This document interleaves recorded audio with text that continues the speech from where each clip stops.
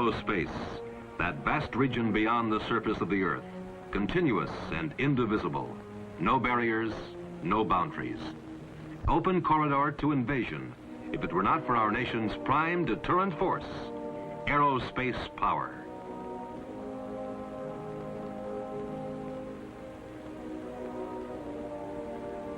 This new force for peace, combining ICBMs with Strategic Air Command's arsenal of manned aircraft, has enlarged the province of air power to encompass the total expanse above and beyond us.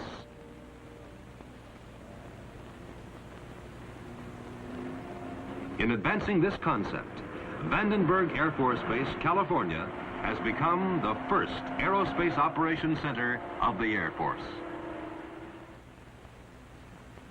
A going concern, Vandenberg's multiple mission is dedicated to the training of crew members who will man all of Strategic Air Command's intercontinental ballistic missile sites across the country. The supervision and indoctrination of our allied RAF missile forces in the maintenance and operation of the intermediate-range ballistic missile emplacements established in their homeland. At the same time, serving as an operational ICBM site capable of reacting immediately should this nation be attacked. And supporting both military and scientific polar orbiting satellite and space vehicle programs.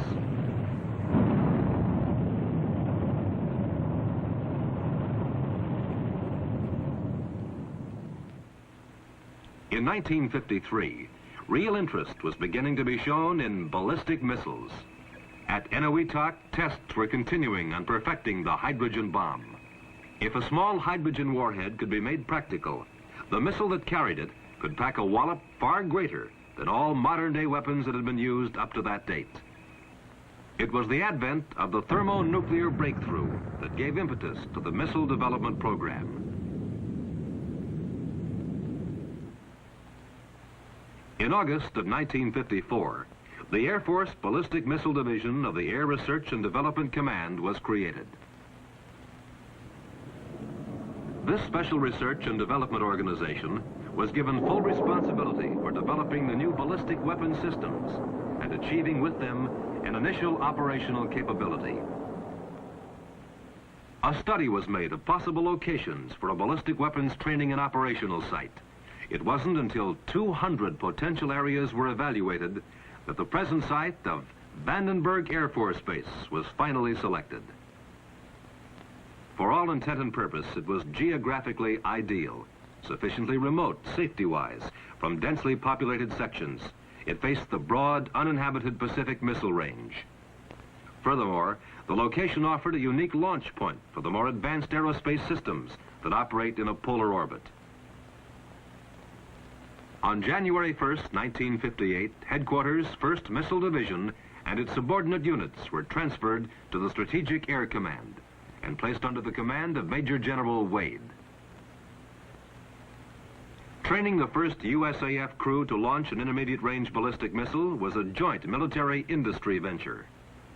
These men of the Air Force were being trained at the various factories and the technical specialties concerning the missile for which they had been selected. Trained for the individual roles they would perform in a missile crew.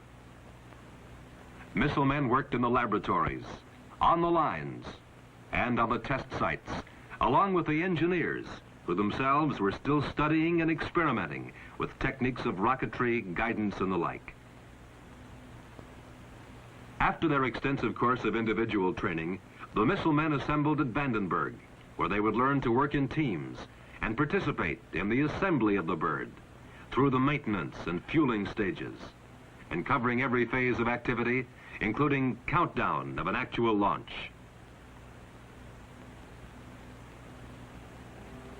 By the latter part of November 1958, Vandenberg was about ready for its first operational shoot. A Thor intermediate-range missile and its transporter were checked out and delivered to the launch pad. Then, on December 16th, 1958, 2 weeks short of a year since SAC took over its first operational commitment, Vandenberg launched its first operational missile.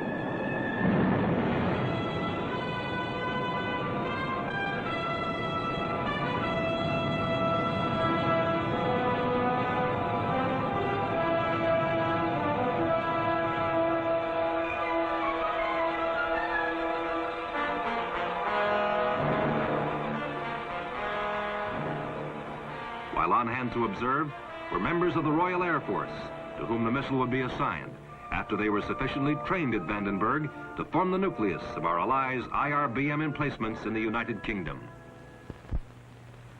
Even as this first short-range missile soared, much of the knowledge and experience gained from its concurrent research and development contributed greatly to the expansion of the long-range rocket capability.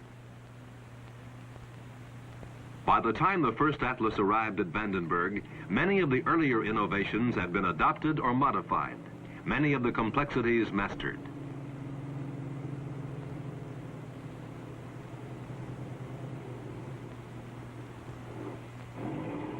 This transporter is approaching the MAB building, a shelter for the assembly and checkout of all Atlas missiles, where the major portion of the weapon checkout is performed by this fantastic piece of apparatus, the Automatic Programmed Checkout Equipment, or APCHE, an electric mechanical brain on the order of an electronic business machine.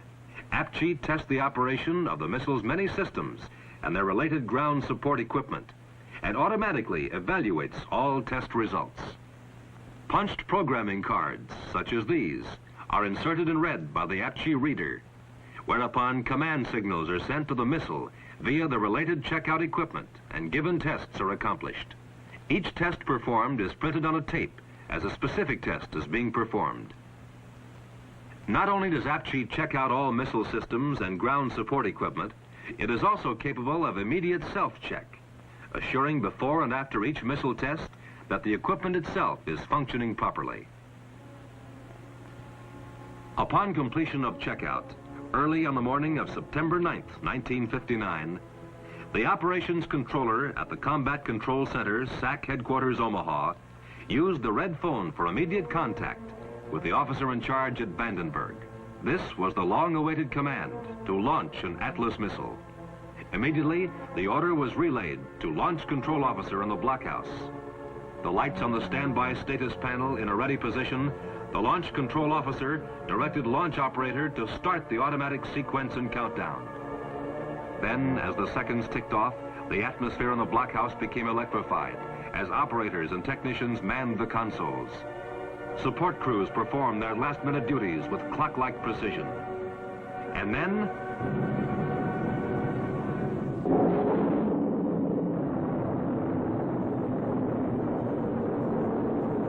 Vandenberg had scored again, successfully launching its first intercontinental ballistic missile.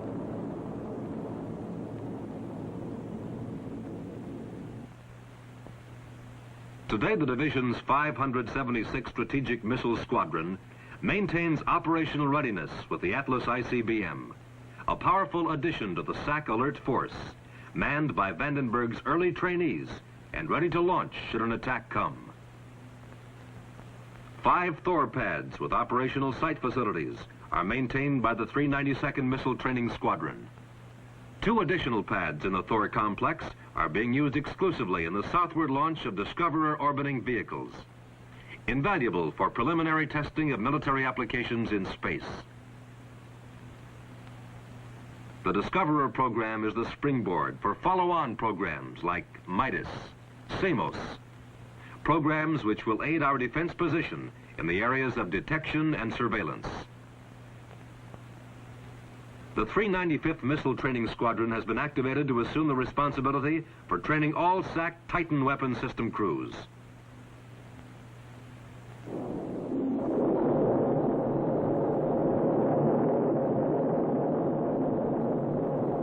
While the Titan has been undergoing tests at Canaveral, Florida, most of the personnel of the squadron are being contractor trained in their individual specialties at the launch site and in the factories.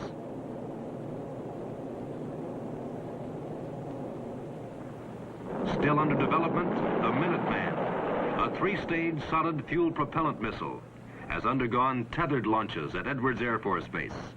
After the research and development flight test phases have been completed at Cape Canaveral, the program will be assigned to Vandenberg for crew training responsibilities. But many changes have taken place. Keeping apace with the times, Vandenberg has grown up. Here, on one piece of real estate, can be found the oldest and the newest in aerospace efforts. The first ICBM operational idea: Atlas missiles ready for firing from a permanent vertical position. Today, these missiles can react immediately, but they are already obsolescent, for they are unprotected from both weather and enemy attack. Not far away, however, is a more advanced idea: Atlas missiles placed in a horizontal position, capable of being raised quickly to firing position and having environmental shelters. And even before this configuration is completed, still another concept is being constructed: Atlas missiles using a self-contained guidance system, which means they can be protected from enemy attack, hardened, as they say in the trade. And moving in conjunction with the ICBM Atlas, the Titan. But Titan has already bypassed Atlas in many areas. It is hard-based now, an underground complex that will house the missile as well as all the support equipment necessary to fire it. No doubt about it, many changes are taking place. We are advancing as rapidly as we can with all the available know-how at our command. But this is a step-by-step kind of progress. The new and exacting business of ballistic missiles and space vehicles is for the most part an uncharted field of exploration. Yet, what you have seen is but a small part of what's been accomplished in the short span of about 6 years.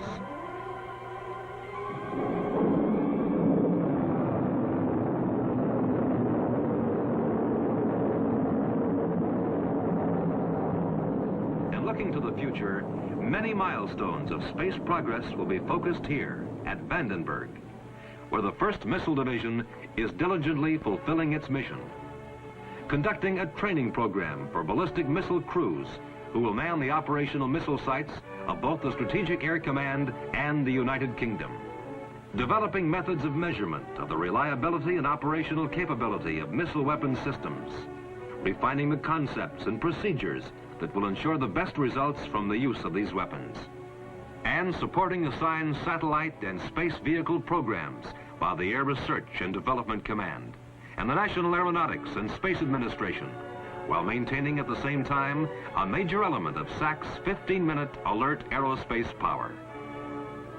And let us not forget the members of that great team who, while operating continuously at frontiers of technical advance and close to the limits of human skill, dedicated to the concept of progress and transition, have helped to make Vandenberg the first aerospace Air Force base of the nation.